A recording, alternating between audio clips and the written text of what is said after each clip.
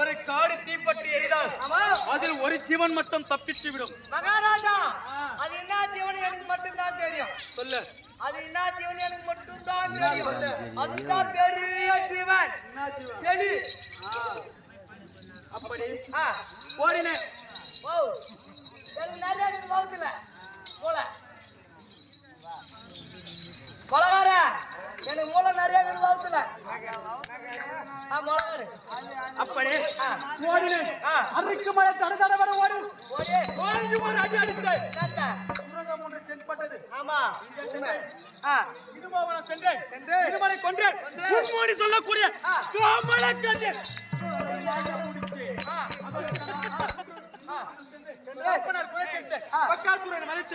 அப்படி இருக்க இந்த உலகில் ஒருவன் பலம் 7 பேருக்கு உள்ளது.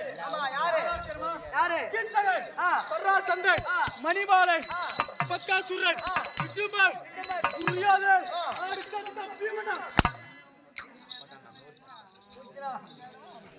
அப்படி இருக்க இப்போது இந்த கானகவனத்தில் தவித்துக் கொண்டிருக்கும் உண்ண உணவும் இல்லை, இறங்க ஒரு இடமும் இல்லை.